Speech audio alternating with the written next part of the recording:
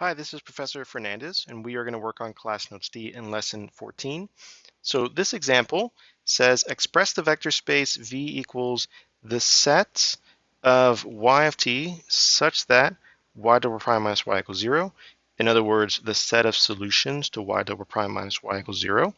We want to express that as a set of vector valued functions. Okay, so the end result that we're looking for is something like V equals vector valued function x of t such that something. All right, so this is the something that we need to figure out. What condition goes there?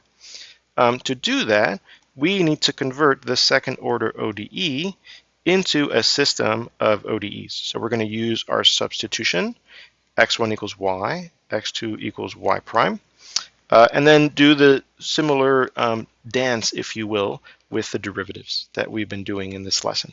So x1 dot equals y prime, and y prime over here equals x2. So I'm going to put that in here. And then x2 dot equals y double prime. I got that from this equation here. And then y double prime, if I go back to the ODE itself, I solve for y double prime, that equals y. So I'm going to put that on the right. And then y up from this equation equals x1. So I'm going to put that over here. Okay, so if I take the system and rewrite it over here, I have x1 dot is x2, x2 dot is x1. Great, so I have a system. I want to write this in vectorial form.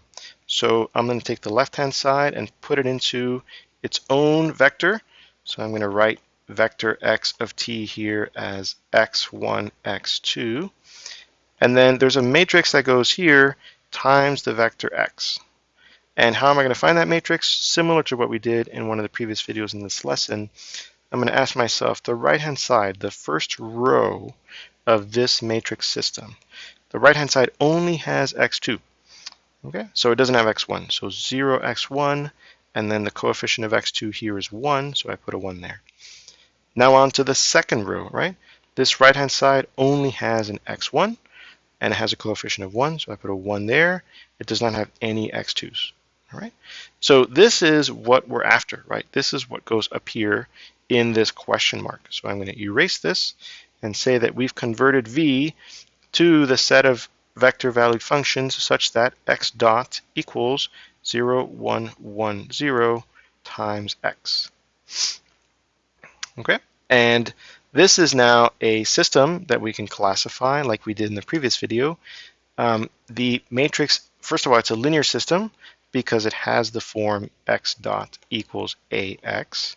It's homogeneous because there is no g of t left over here. And then lastly, it's a constant coefficient system because the matrix A here does not depend on t, right? It's all a bunch of numbers.